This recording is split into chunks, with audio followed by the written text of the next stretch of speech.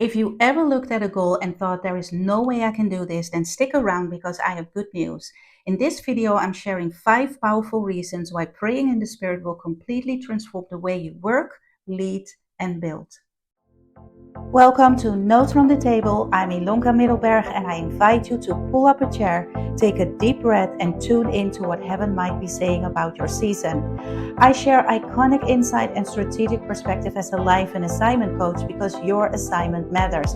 Whether you're influencing the family mountain, building a business, or writing the book that just won't leave you alone, I unpack timely revelations to help you discern the times, stay aligned with your assignment, and keep moving forward.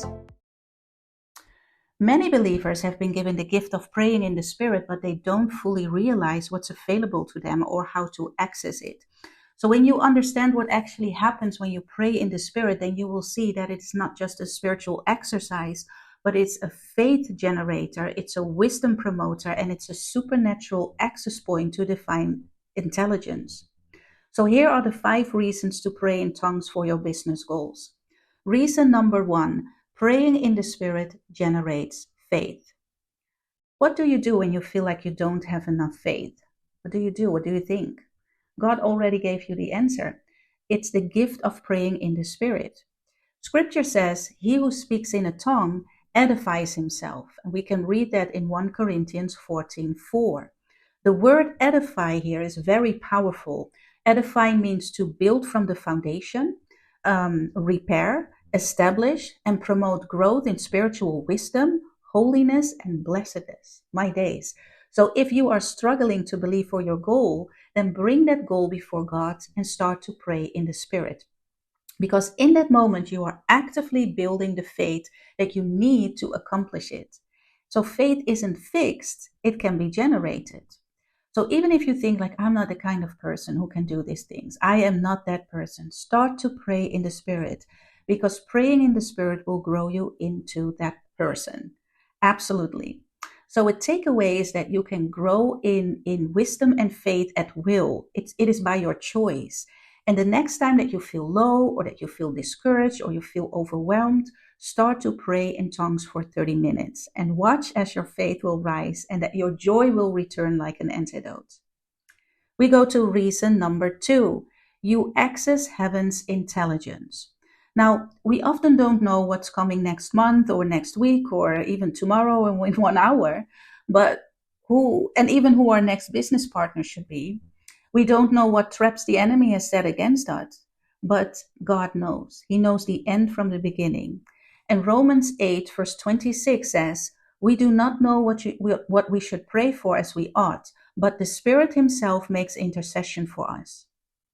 So this means that when you pray in the Spirit, that you are covering the things that you don't see, and it's like both the visible and the hidden. You cover the things that you don't even see. Now we have Daniel, and Daniel carried this testimony. I'm going to read Daniel 5, verse 11 and 12, and I summarized it a bit. It says, "There is a man in your kingdom in whom is the Spirit of the Holy God. And in the days of your father, light and understanding and wisdom, like the wisdom of the gods, were found in him. Let Daniel be called, and he will give the interpretation." This was Daniel 5, verse 11 and 12. Daniel was recognized for wisdom, for knowledge, for understanding, and the ability to solve mysteries. So this should be your testimony too, and mine too, especially in business. So when others avoid the problem, then you should be able to take it into the secret place and return with God's solution. That's even how you can launch a business. So what we have is access to superior intelligence. Think about that. Not artificial intelligence. We have a higher source, the source of all source. And once you grasp this truth, then you will never see prayer as a waste of time again. So another takeaway is that when you pray, you are creating a life by design, and it is through spirit-led intercession. Praying not only for what you know, but you also start to pray for what you don't know according to the will and God's agenda. Reason number 3, you convert time into spiritual wealth. First, you need to reject these common lies, please. The first one is, I don't have time. Reject it immediately, because this belief makes prayer seem optional instead of essential. Prayer is essential.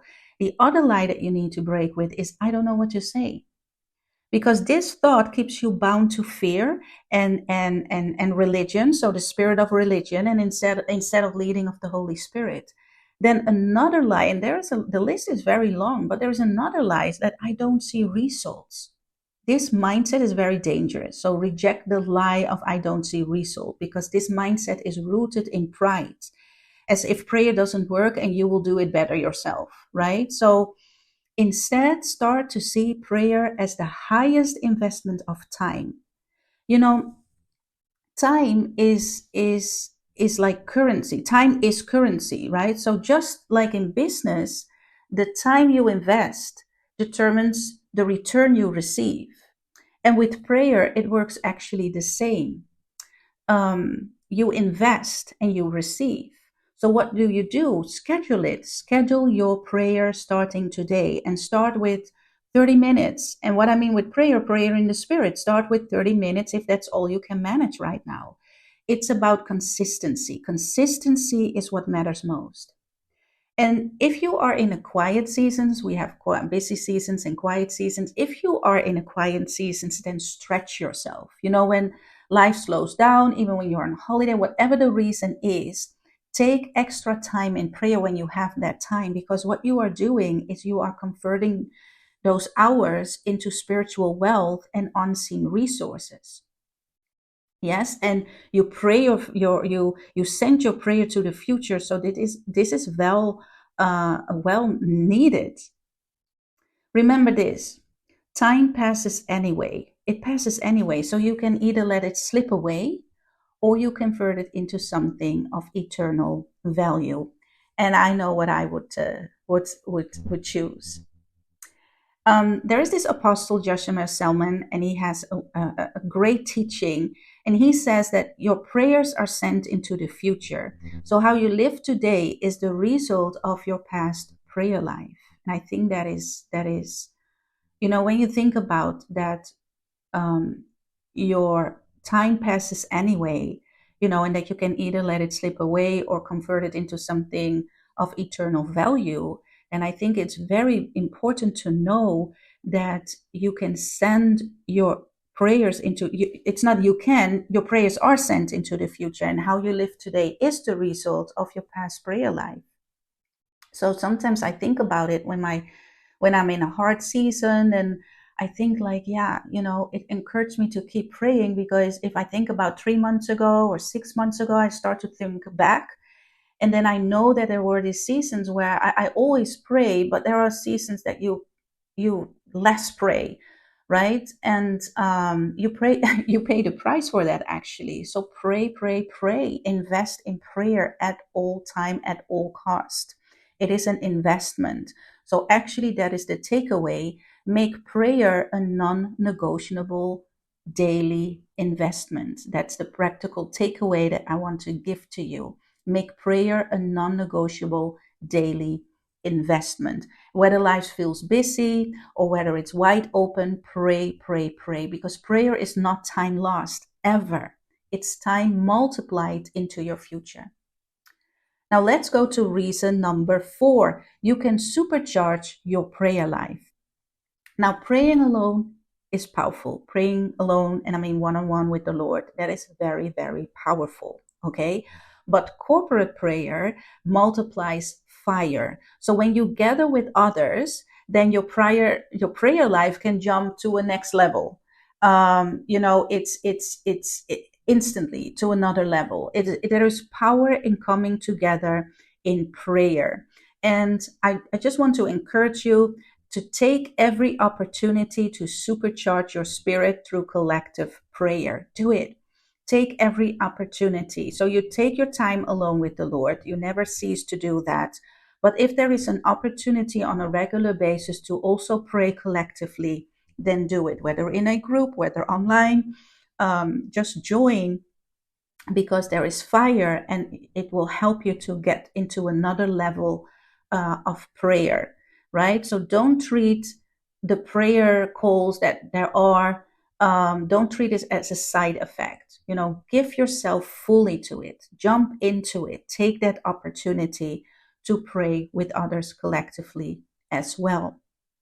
Then we go to reason number 5. Prayer leads to action.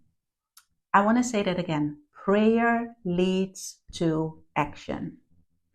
Now be sensitive when God is speaking during or after prayer.